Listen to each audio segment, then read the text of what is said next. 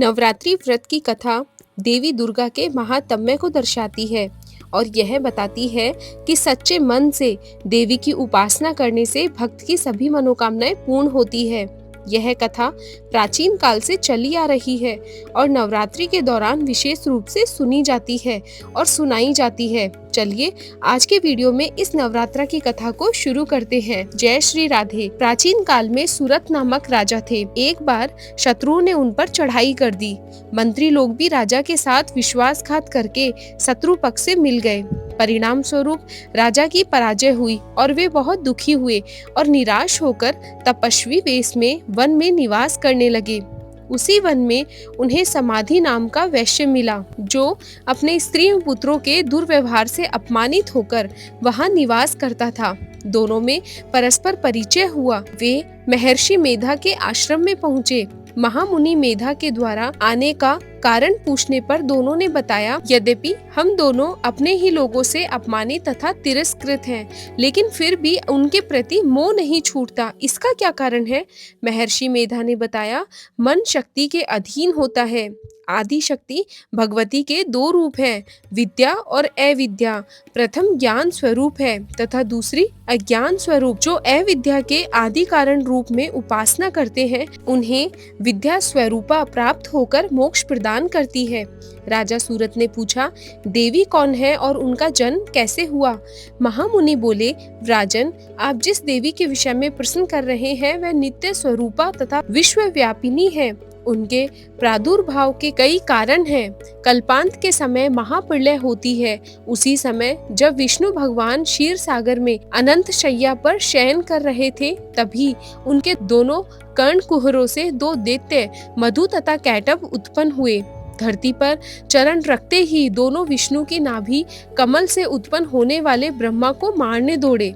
उनके इस भयानक रूप को देखकर ब्रह्मा जी ने अनुमान लगाया कि विष्णु के सिवा मेरी कोई शरण नहीं, किंतु भगवान विष्णु इस अवसर पर सो रहे थे।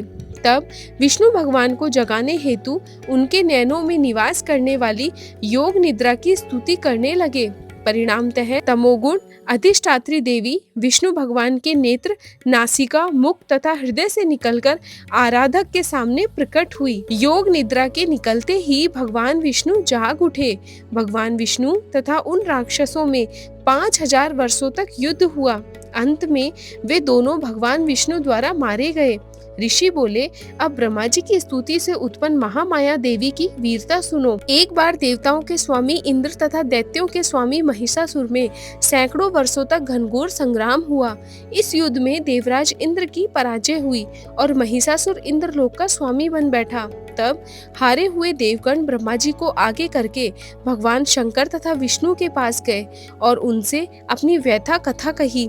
देवताओं की इस निराशापूर्ण वाणी को सुनकर विष्णु तथा शंकर को महान क्रोध आया।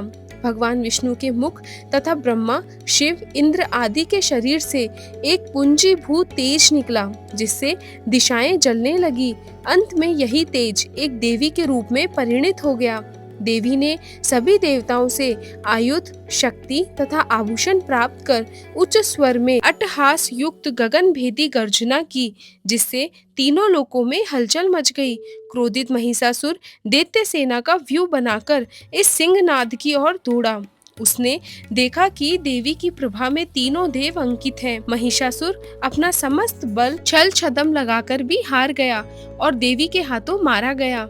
आगे चलकर यही देवी शुंभ तथा निशुंभ नामक असुरों का वध करने के लिए गौरी देवी के रूप में उत्पन्न हुई। इन सब व्याख्यानों को सुनकर मेधा ऋषि ने राजा सूरत तथा वणिक समाधि में देवी स्तवन की विधिवत व्याख्या की। इसके प्रभाव से दोनों एक नदी तट पर जाकर तपस्या में लीन हो गए।